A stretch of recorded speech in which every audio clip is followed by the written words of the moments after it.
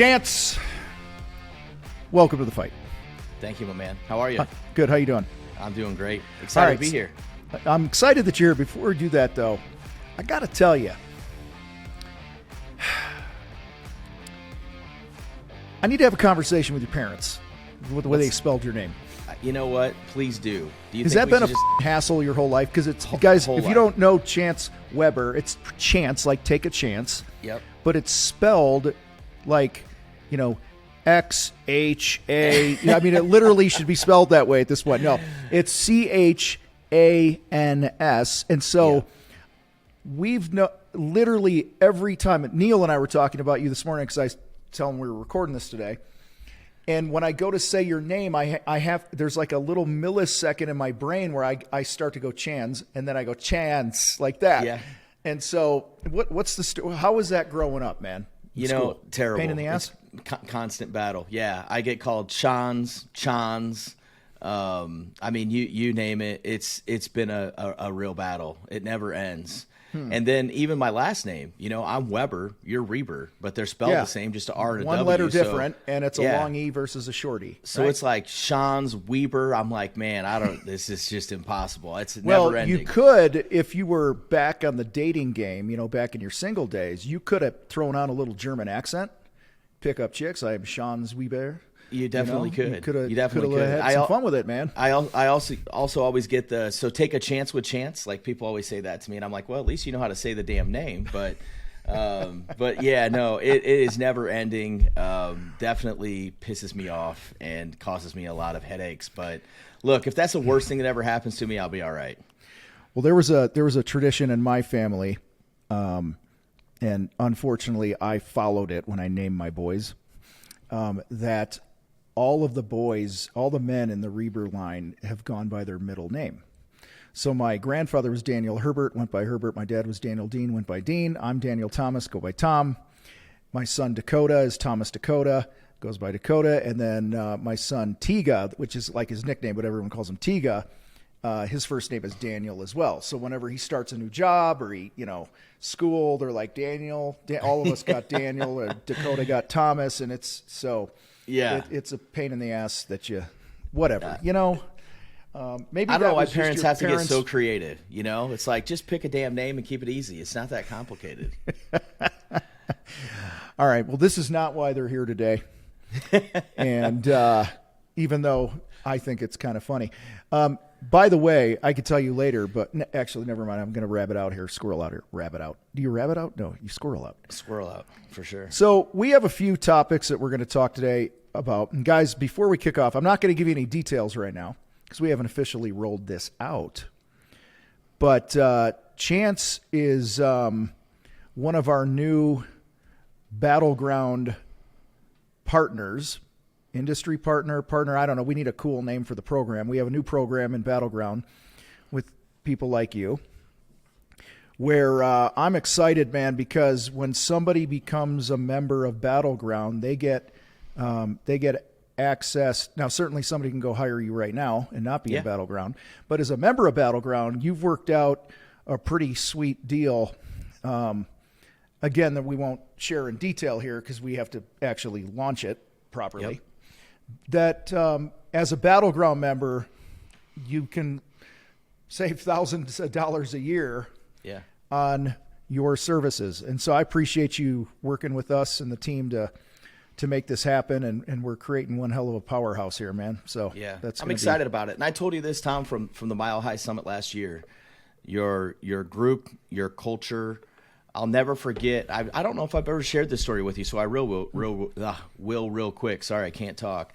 Mm-hmm. But I arrived at the resort hotel, whatever the hell it was, where the event was, and I walked in, and it was like lunchtime. I got my flight in, and there was like a Mexican restaurant right there in the hotel, and I just sat down by myself. I was starving, just needed some food. And there were these groups of guys around me that I assumed were, there for the summit, but I didn't know for sure. And, I'm sitting there by myself. So, of course, I'm eavesdropping. I'm, like, listening. And it's just groups of contractors. There's 2 guys here, 4 here, 3 over here. And they're just going back and forth. I did this. It didn't work. I did this. It worked. Have you tried this? Then I did this. And this community, this instant feel, once I started to put together like who these guys were and that they were part of your group and everybody was there for what it blew me away. You just don't see that, you know? I mean, you and I have been in other business groups together. I'm in all kinds of business groups. Like, there's help, there's that love, that community thing where people help each other. There's that thing, but like that event was just different. You would think that I'm doing a sales pitch for you right now, but this is just a true story. But your keep people, going. I don't think I ever shared that story with you, but it immediately just set the tone. Like, man, this is like a family. This is a little different. And the whole event from there on out, the couple days that I was there, it really, that was like my biggest takeaway from it. And I think I told you at one point, I wasn't bullshitting you. I was telling the truth. Like, this community is just different. Like, it's different. These dudes here, it's not all dudes. These guys, mostly guys, obviously, but they're all, they truly are helping each other. Like, genuinely are willing to give their shirt off their back to anybody else in the damn room to help them in any way, shape, or form. And that, to me, that starts with you and Neil. To me, it's just special. Like, you guys have built a culture. Like, it's anybody can build a damn group. You want to go build a group. But to have a culture within that group of that kind of just care and kindness. And I'm not much of a woo-woo guy, but I'm struggling with words to come up with. But that's what it is, man. Like, it's just a bunch of guys like looking out for each other and helping each other. I was like, man, this is different. And I don't know how many events I've been to at this point in my life. Over 100 easily. I'm still not sure that I've ever been to one that had that kind of feel to it, where there was literally just that much like love and help and just guys willing to help each other. So, and I mean that, like, this is, again, not a sales pitch, but that is, you have something special going on there. And it obviously starts with the leadership, but you've obviously got the right people in there too, that are willing to do that and lead the way and be selfless, man. It's impressive. I appreciate that, man. Yeah, the fight team's special. The people are special. I've had a couple members say to us when they give feedback on the program that they believe this is the safest place in the world for a contractor. I love that. Because most contractors feel alone. You don't understand me.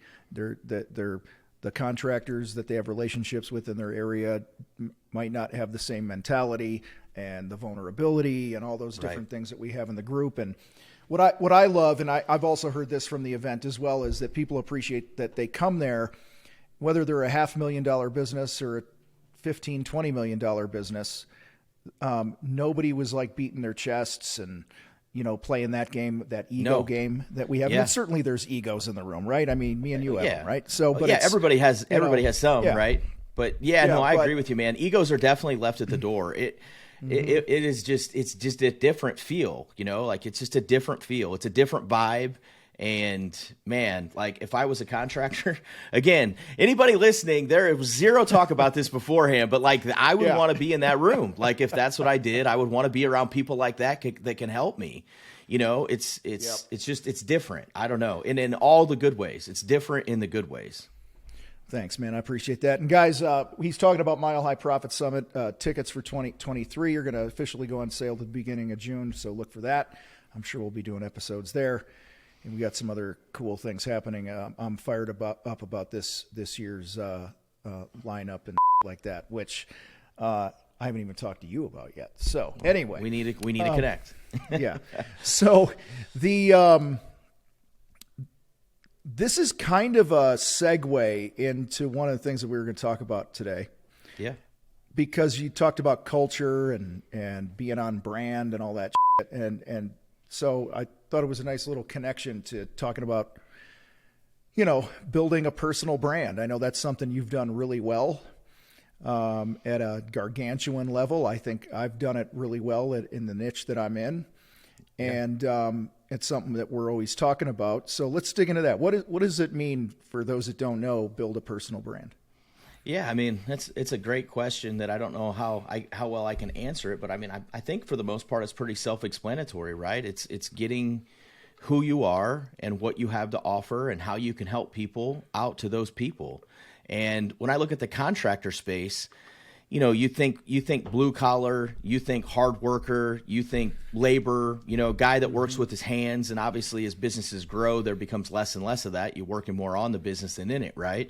But it's not something that you think of when you think of contractors as having a quote unquote personal brand. You know what I mean? Like in my space as a digital marketer, being a personal brand, or, in the coaching space, having a personal brand is what you think of. But I think where contractors really miss the boat, and all the contractors that I work with, I have this talk with them about it. And I see a lot, because I got a lot of friends from speaking at your event that I'm friends with on Facebook. I see your people and work with a lot of your guys, right?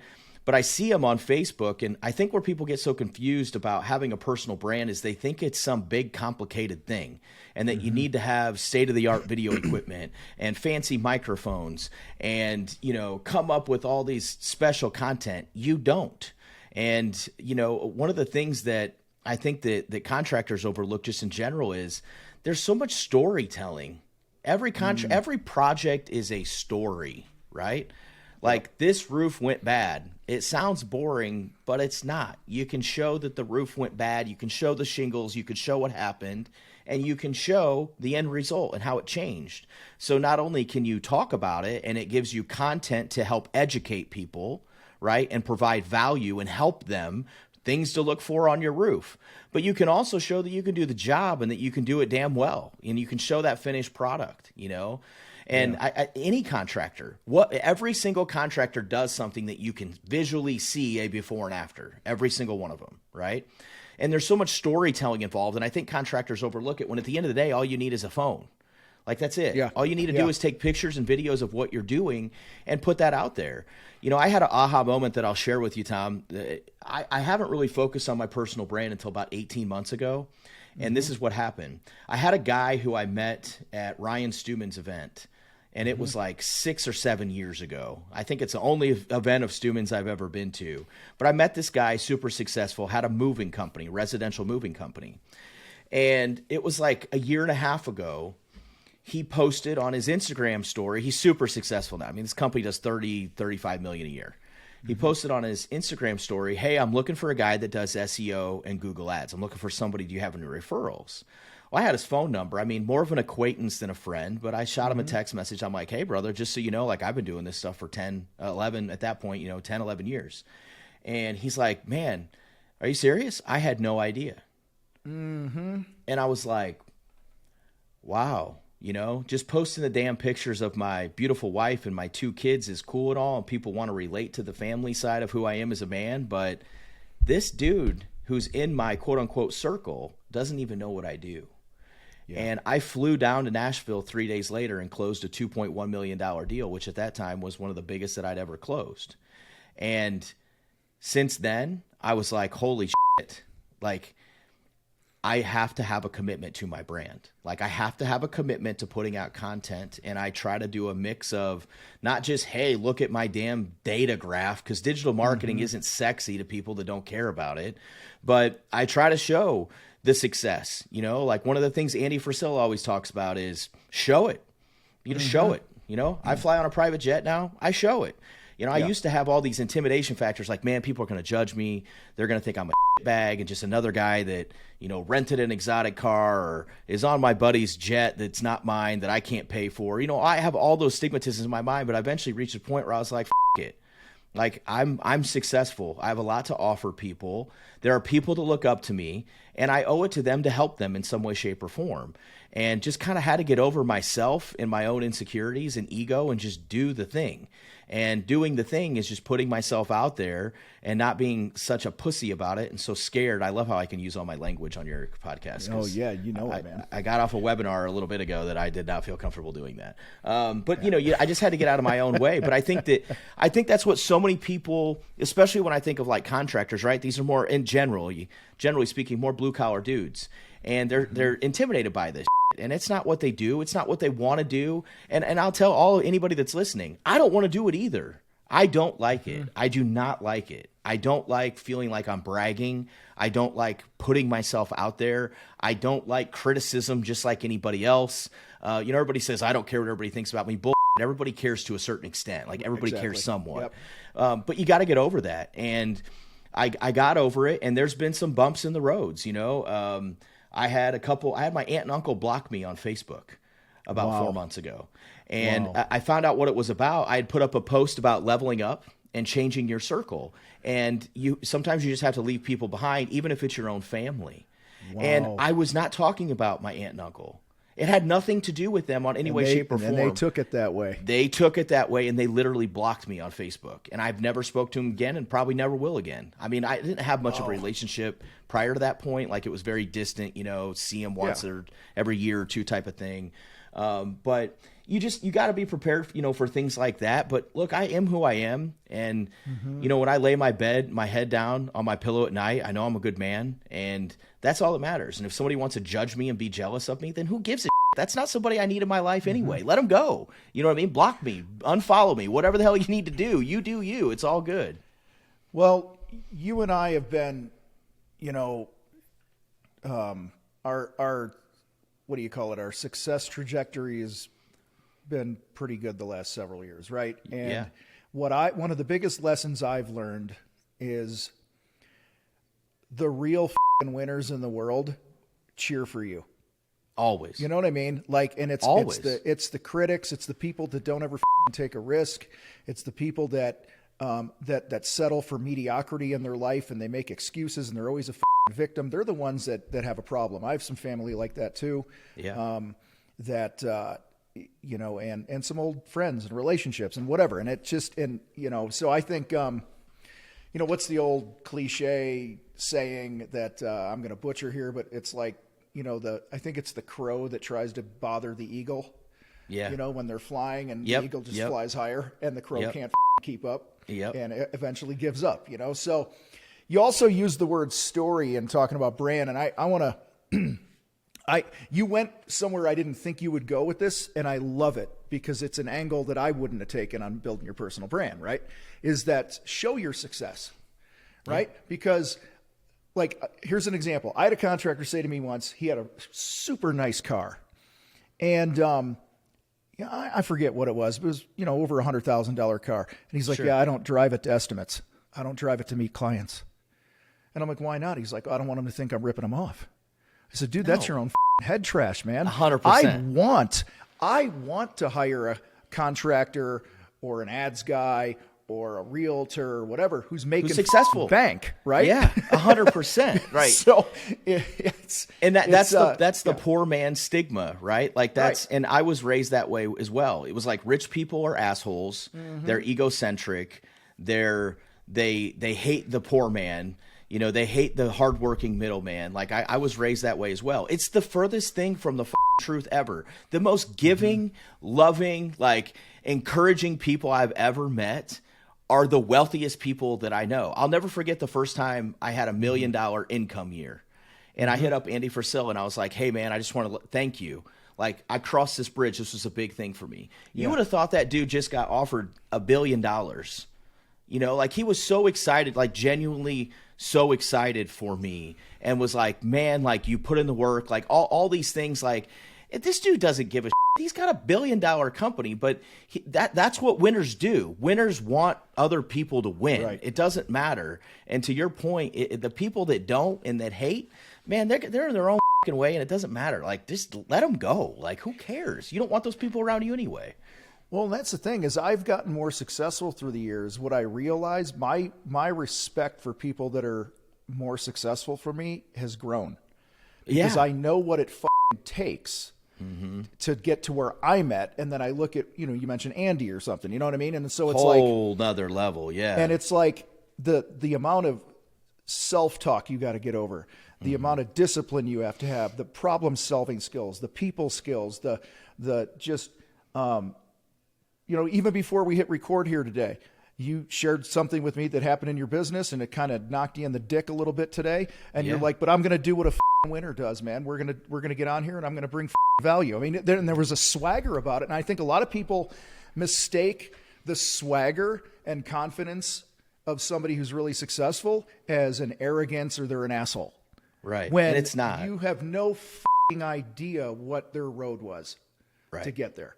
And so, but back to the story thing on brand, and then I want to move on to the next thing here, is I want to remind everybody that the most simplistic way I can describe building your brand, personal brand, business brand, to me, it's all one and the same.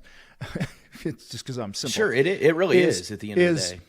Your brand is what people think of you when they see your name and when they see you. What is the story? So if I say BMW, everybody thought of something. If I say Walmart, everyone thought of something. If I say Bill Gates, you think of somebody. If I say Jeffrey Epstein, you think of something. That is your personal brand. And so that's why I'm a huge fan. Like I see these guys do, they're like, well, I don't want to share my life on my personal profile on Facebook or my business. It's personal and it's business. I'm like, dude, like you said, Chance, there were so many, this guy didn't know what you did.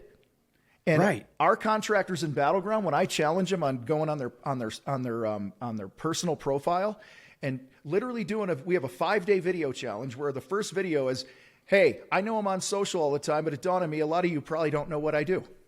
I paint houses. I do this. And dude, it's so funny how much business that generates. And people go, I had no idea you did this. Yes, it's crazy. And the other thing with that is that if you want to sell your shit, no matter what your shit is, you have to build trust.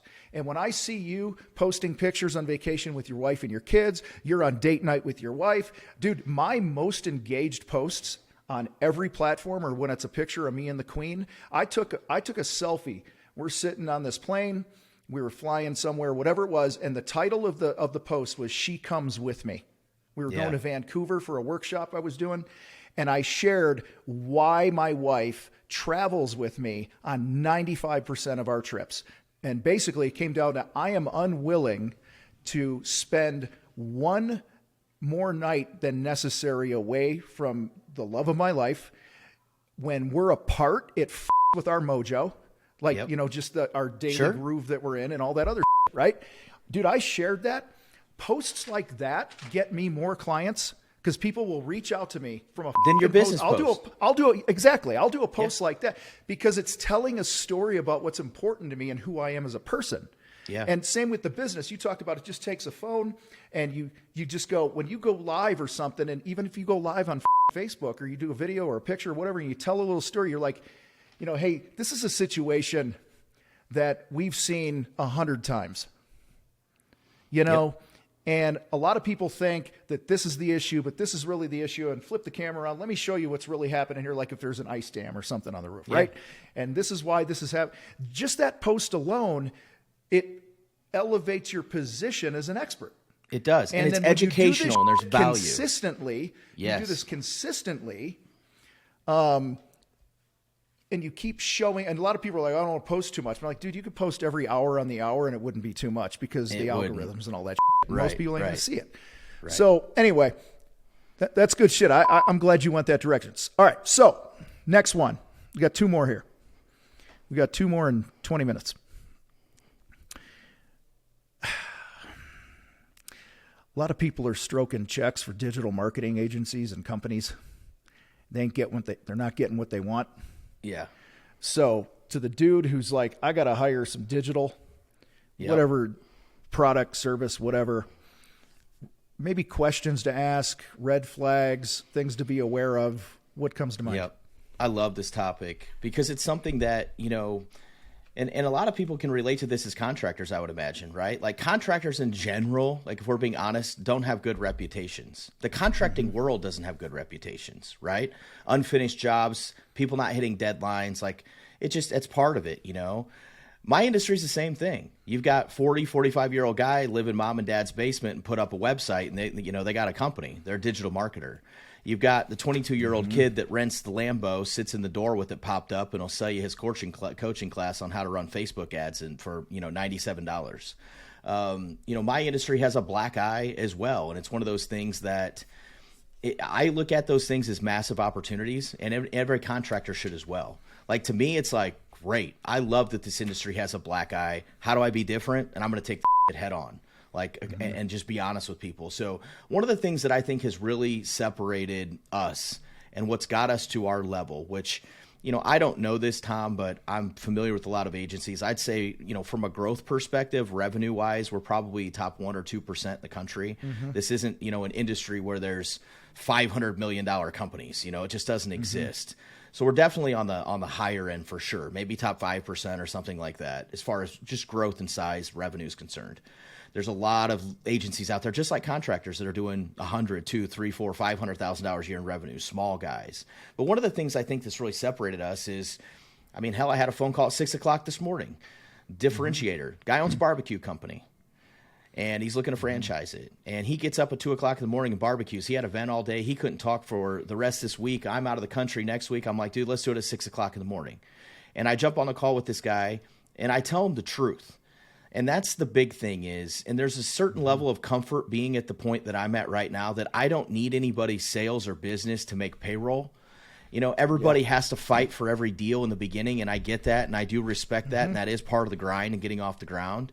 But at this stage of my career, I could just be blatantly honest with this guy. I could have sold him some $2,000 a month package all day long. I couldn't help him with what he was trying to do, and nobody can, because I've tried to do it and I failed. I've seen it happen, and I told him the truth about all this stuff. So anyway, the conversation, just by being honest, pivoted into something completely different that I can help him with, that I can explode, that he's going to hire me for, and it's going to be a really, really good thing.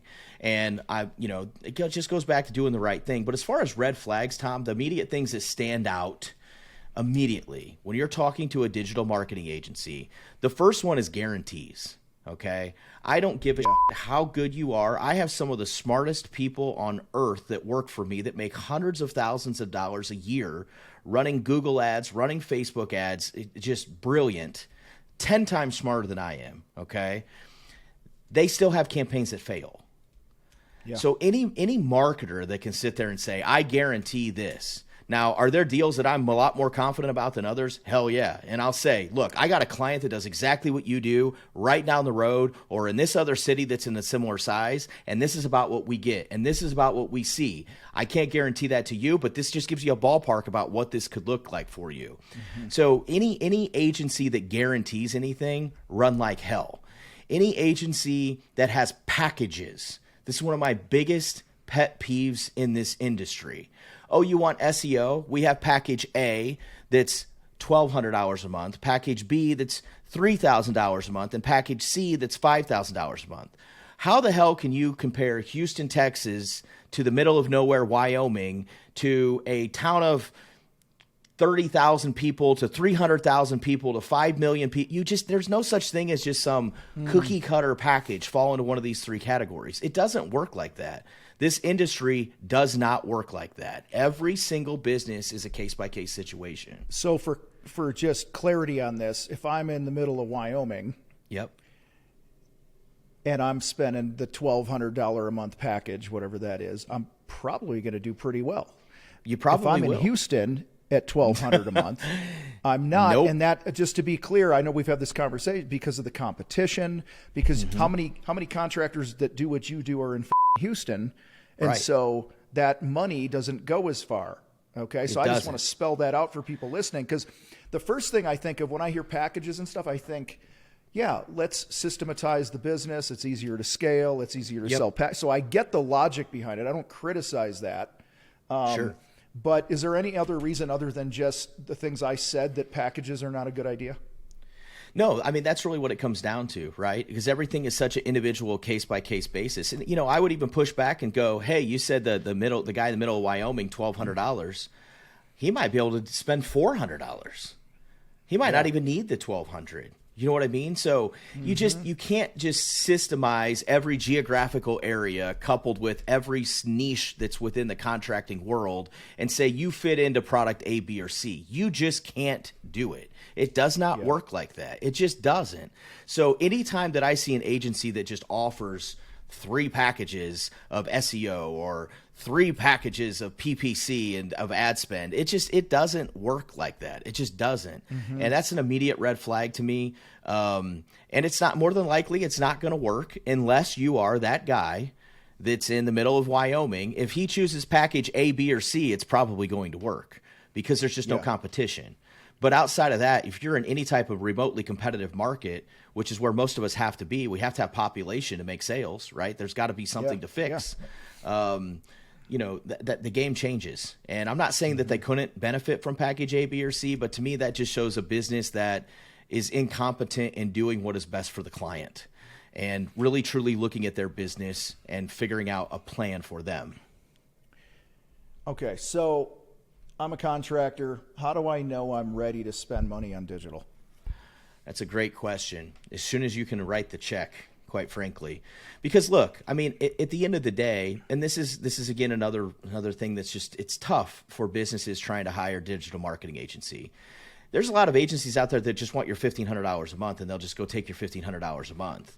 Where if I'm not confident that I can drive leads to that contractor and give them an ROI, I won't take the $1,500.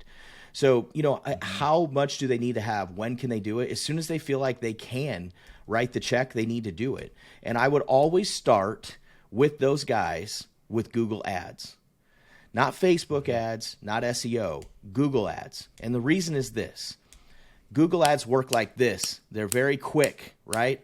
You're an up-and-coming contractor. You just got to the point where you can afford these types of services, or you're ready to invest. You need leads now. You need leads 9 months now. from now. That's right. Yep. That's right. And if somebody's going online and looking for a roofer near me, or a general contractor near me, or a painting company near me, or whatever the hell it is, that is as hot of a lead as I can ever drive somebody. And Google ads can start driving those leads immediately, where SEO doesn't. Even in no man's land, Wyoming, and that guy goes in and spends $5,000 a month, it's still probably going to take 1, 2, 3 months to start driving him those results. And that's with no competition, right? So, people go buy SEO packages and they can't afford to spend that money every month and not get leads. And there's such a ramp up period with that investment that it's just not what's best for the business. It's bad business advice. And it's just, again, this is a red flag for me with agencies, because they're just trying to make money instead of doing what is right for the client and doing what's best for their business. Now, SEO is a great investment. It's a great thing to do. It's not where you start, ever. It's just not where you start. I'm not saying it can't be part of your investment out of the gate, but it should never be all your eggs in one basket. So this is almost always going to be a Google ads play where a business would start at this type of stage. But, as far as like a monetization or a certain like line in the sand number, I don't know how to quantify that, because every market is so different, just like we can't have packages. But I would say as soon as you can afford it, because if you've got the right partner, you're spending that $1,000, $2,000, $3,000 a month, whatever the hell it is, it should be making you a hell of a lot more. So at that point, it's a no-brainer. Excuse me. That whole oxygen thing got me.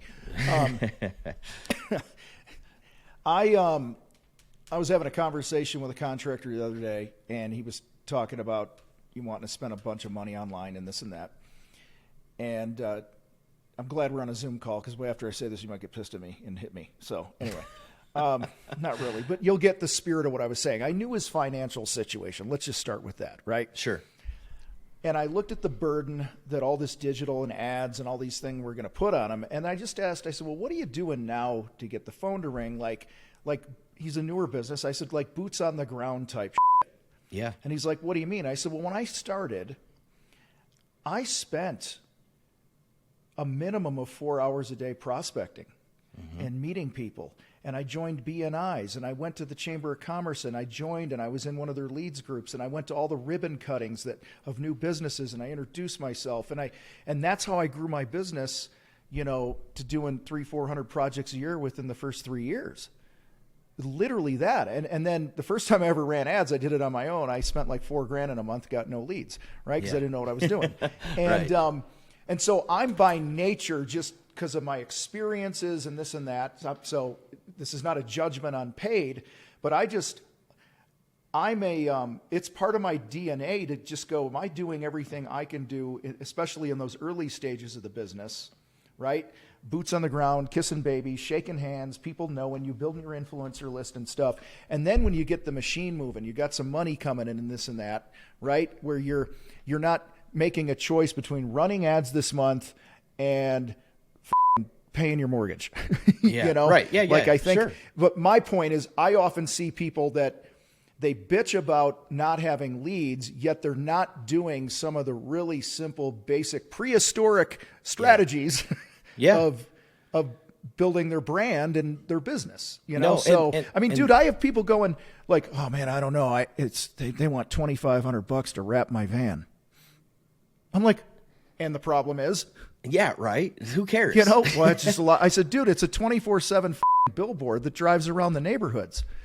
you know? And one of my regrets in my businesses in the past is I didn't have enough vehicles on the street that were all lettered up because we got a ton of work from them, you know, and we had, you know, whatever. So I just think, once you reach a certain point, when like you've proven, like you said, when you got the money, when you've proven to yourself that I can get some jobs, I can sell, have some oxygen, and we're paying bills, we're breaking even. Let's just say we're just consistently breaking even. Yeah. Okay. Then find a way to run the ads like you're talking, because all right, I've never had this conversation with you, but I would bet my testicle, just one of them. Okay. You got to keep one. I'm not sure which one, though. I would bet that 95% of the contractors or businesses in general that come to an agency or a company like yours, they want leads right now. Yep.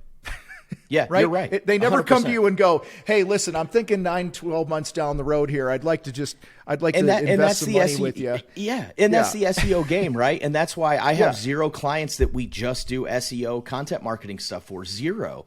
Because it is a long run game, and nobody wants to pay $2,000, $3,000, $4,000, $10,000 a month for 6, 9, 12 months before they start to reap the benefits of it. Nobody does. I don't care who you are, and I don't blame them. I wouldn't either. You know what I mean? Right. But Tom, I wanted to back up on what you just said.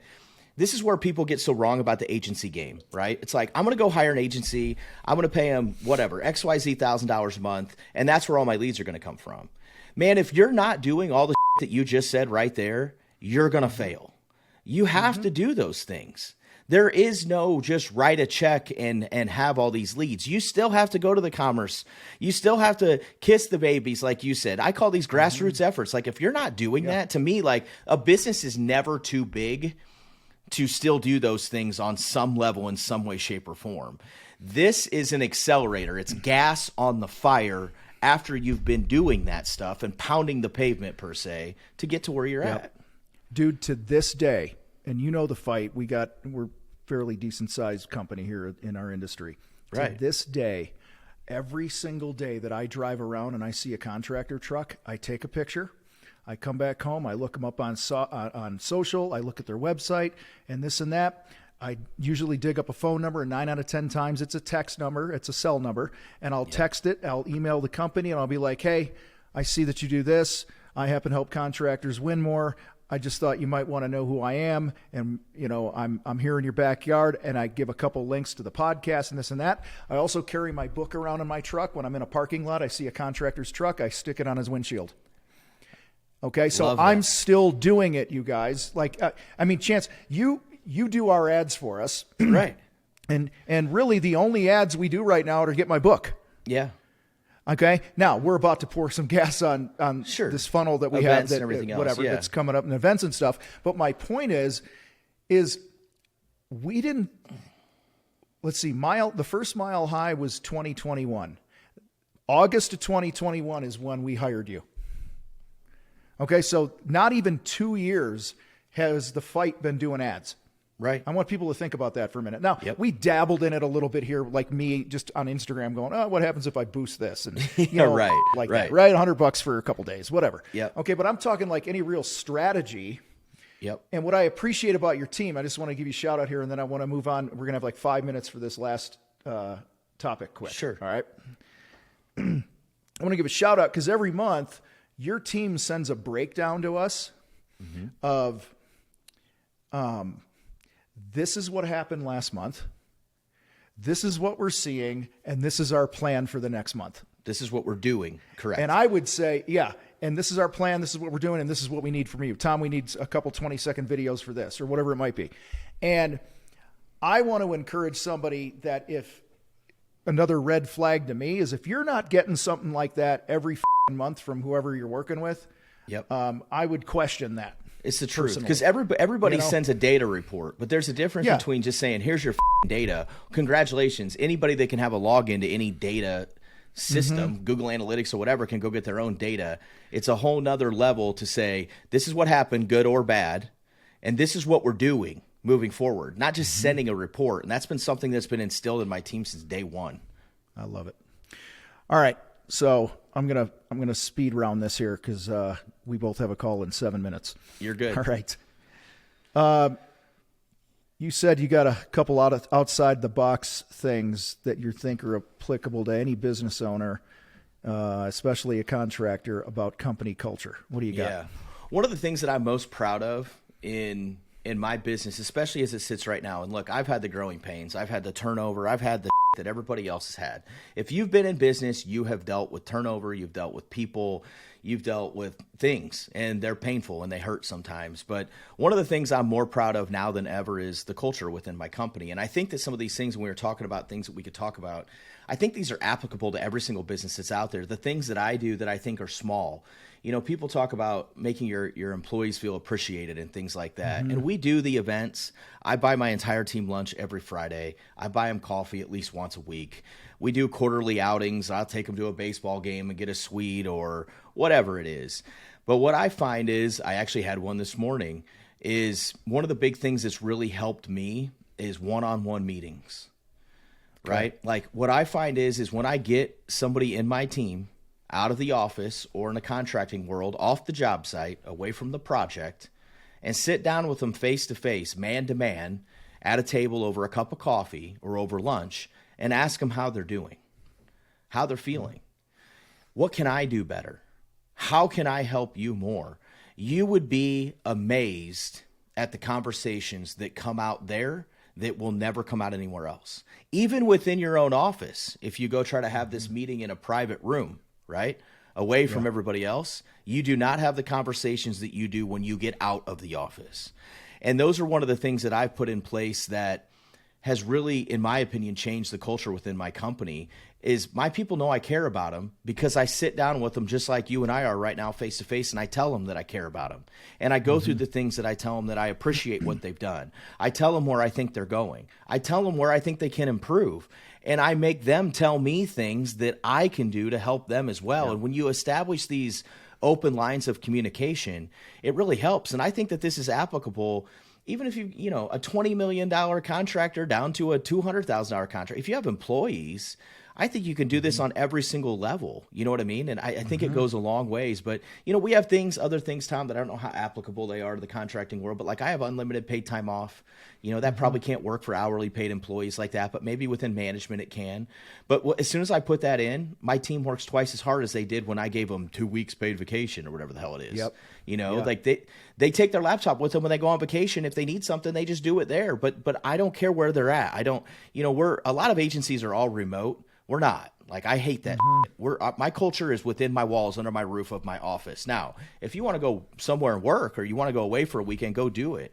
But, you know, that unlimited paid time off, those one-on-one meetings have been huge for me, just in general within our culture, changed a lot. And just giving people, you know, freedoms. I think that people now in today's world want more freedom than ever before. And giving them those freedoms, but making them know that they're appreciated, and really pulling them out of their norm and their comfort zone, and digging in deep and figuring out how the hell you can help them be better. And if there's something pissing them off or bothering them, like, I want to know. I don't want you to be pissed. How can I fix it? And if it's something I can fix, I'm going to fix it, you know? But those are things that we do that are just really outside of the box. I don't know how much of that's all applicable to contractors, but at the least the one-on-one should be. I think, and there's always something you can do, like maybe not unlimited time off, but, you know, I've known companies that pay their employees through the off season full time. Yeah, sure. You know what I mean? So the company, and they set it as a goal, like, hey guys, if we can net profit at this level and beyond, that's the fund to pay you guys through the winter when we're slow. That way they retain their workforce. I mean, there's so many different things. What I love about the one-on-ones is, and I got to work on this, which is why it's resonating with me. I'm incredibly intense, driven, put it all on my back, blah, blah, blah, right? And a lot of times the air that I put off is that I'm mad, I'm intense. Yeah. I'm not mad at all. I'm just, and I think when I spend more one-on-one time with people, they get to know my heart more. Yeah. And selfishly speaking, they cut me some slack when I'm a little intense because they know me more. Sure. And a lot of people don't know their boss. I would agree with that. And so I think, and we could go on for days on that topic, but yeah, if you're not grabbing some time, cup of coffee, giving a about your people. I mean, I shared at Mile High last year that I had an employee whose baby was in the hospital for a whole year many years ago and died around its first birthday. And I didn't even know because I was so consumed with growing the business. And I'm like, that was the biggest leadership fail, one of the top 2 or 3 leadership fails of my life. Is I didn't even know, and I loved this guy and his family, and I didn't even know because I was so consumed. And so it's things like that. And guys, those are your unfair advantage over your people going to another competitor too, or going off and starting their own business and stuff, is when they truly, everybody talks, Chance, about, oh, we're a family oriented business. No, you're not. Right. I mean, most aren't. Most that say they're not. Aren't. That's right. So that's right. But, well, dude, I appreciate you being here today. I appreciate you having me, man. It's always fun. Kick ass. I can't wait to catch up soon and announce what we're doing in Battleground here in the next couple weeks. And we'll drop all your socials and links and all that stuff in the show notes. But is there anywhere in particular you want people to go? I mean, the best place to always find me is Instagram. That's usually much the social channel that I live on more than anything else. But yeah, it's just Chance, Chans, B as in boy, Weber with 1 B typed out. And the spelling is f***ed up as we kicked off with. But I promise you, if you Google me, you'll find me in some way, shape, or form. I'm out there. There you go. I love it, brother. Thanks, Tom. Well, dude, I appreciate you, buddy. Appreciate you, man. And guys, give us a rating, review, share this with somebody else, and we'll catch you next time. Fighters, it is time again for the Mile High Profit Summit this year, 2023. We are at the Westin Westminster Hotel in Westminster, Colorado, just outside of Denver, September 27th through the 29th. So go to milehighprofitsummit.com, click that link, and come join us this September. I'm out. Hey, if you like this video, make sure you click subscribe and share this with another contractor. I guarantee it's going to be helpful for them. And right now, somewhere on the screen, there's probably a thing that says watch the next Contractor Fight video. Go ahead and do that too. I'm out.